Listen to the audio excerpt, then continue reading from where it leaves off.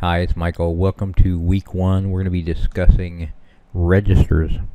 Before we get into that too deeply, though, first thing we want to do is go and get Logisim. Now, we've used that before in other classes, but I'll run you through it again.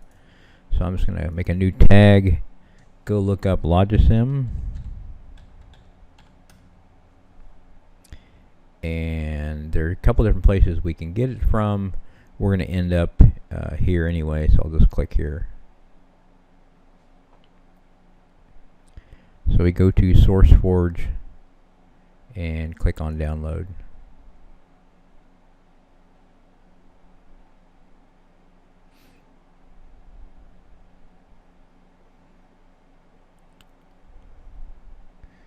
And then you can save this. This is a file here, Logisim-Windows 2.7.1.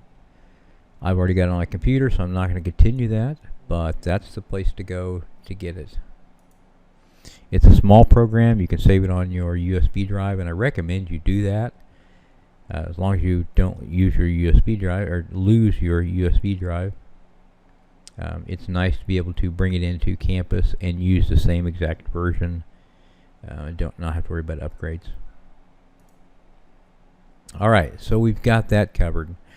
Let's talk a little bit about registers, and I'll kind of start at the beginning. So registers are made up of flip-flops. So as a kind of review, let's talk about flip-flops for a minute. There were several different kinds we used in our last class, and those can be found at memory. We use the SR flip-flop. That's the very basic type of flip-flop. It has a set and reset input.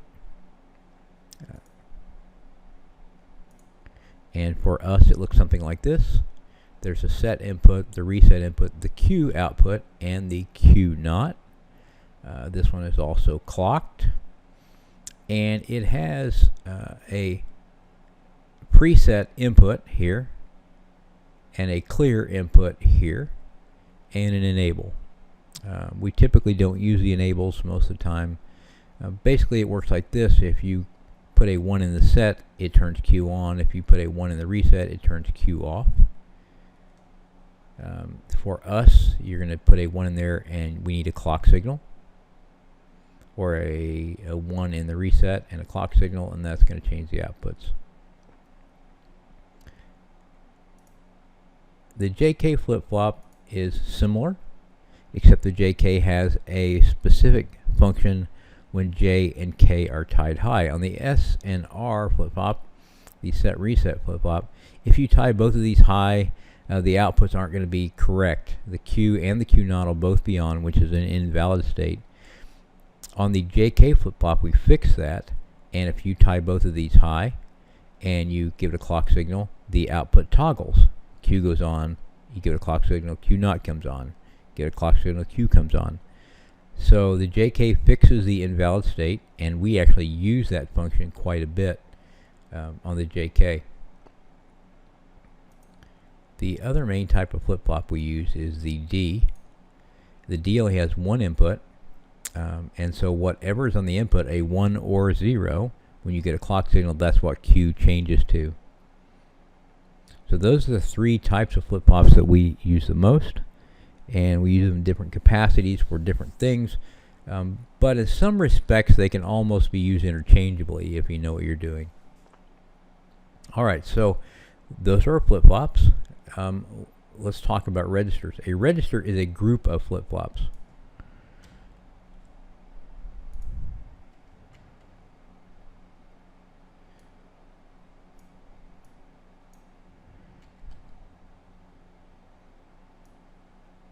So if we had a chip with 4 D flip-flops, that would be considered a 4-bit register. And we can wire up those registers to store information. We can store 4 bits at a time. If we had 8 flip-flops, it'd be an 8-bit register. There are different kinds of registers. Some of them only store information, and that's what we typically call memory. They store information, and we want to get the information back out. We hit another button, and it puts the output, or the information on the output. In our case, we want to talk about shift registers. Shift registers basically shift data in There can be serial load shift registers or parallel load shift registers. What we're going to talk about right now is a serial load shift register.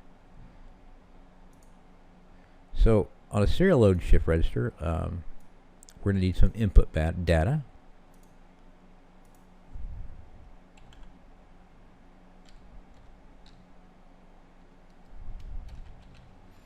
So there's our input, and we're also going to need a clock signal.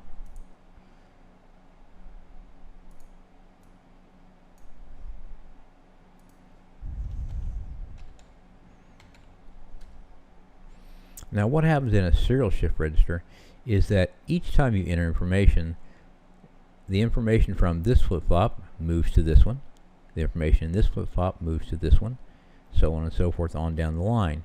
They do this by taking the Q output and attaching it to the D input.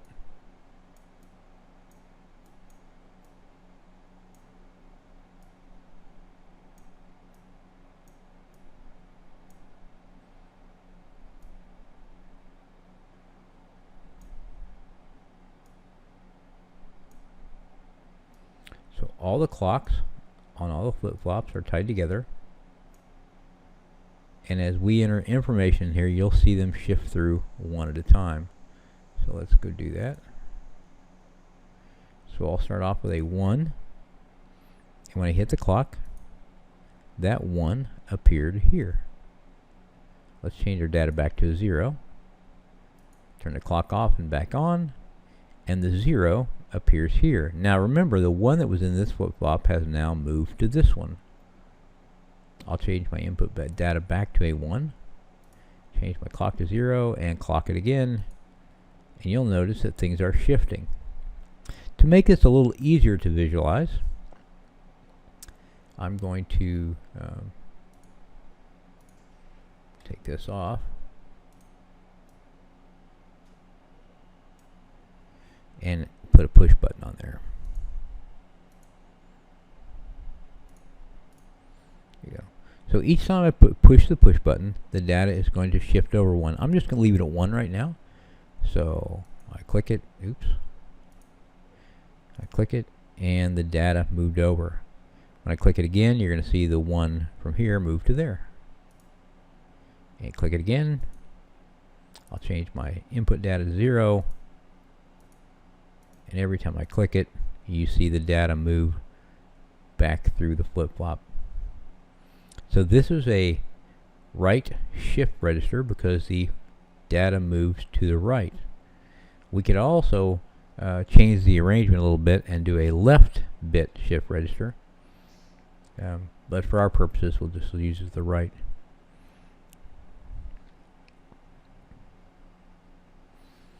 Alright, so let's change this a little bit.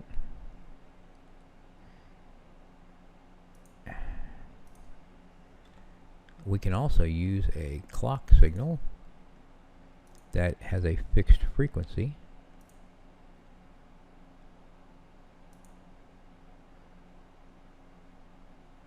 And we'll change the frequency to 0.5 hertz.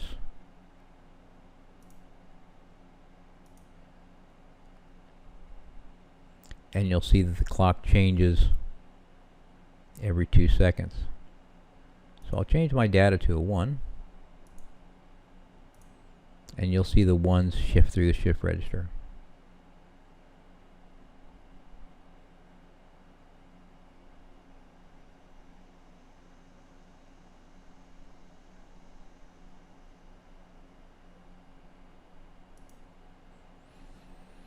Change it back to 0, and now the 0s will shift through the shift register.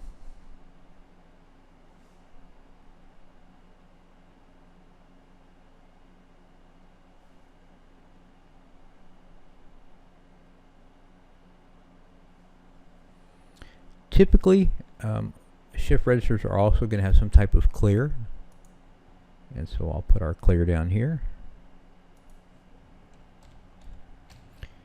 which will reset our shift register back to 0.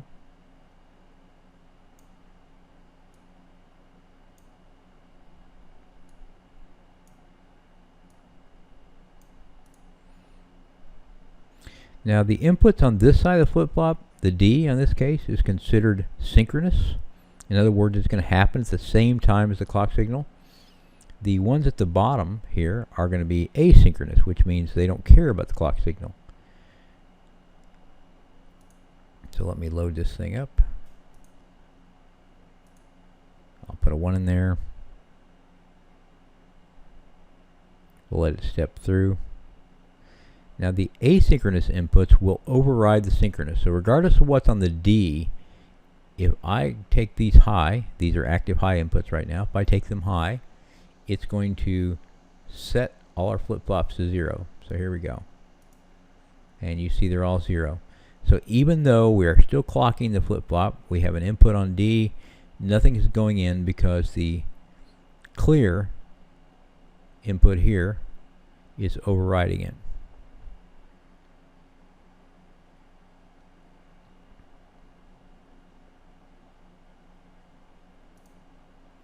Alright, so this is called a serial load 4-bit shift register because we put the data in one piece at a time. Now, these types of flip-flops are used all the time. As we think about the internet, you get 1 bit at a time that comes through the internet to your computer. And it's a shift register that groups these into 8 bits or 16 bits or 32 bits, and it puts them out in parallel to your computer. So it will hold the entire word, maybe a 32-bit word, and then when that word is done, it will send that off to your computer to be actually read. But the actual bits that we are communicating with are only coming in at 1 bit at a time.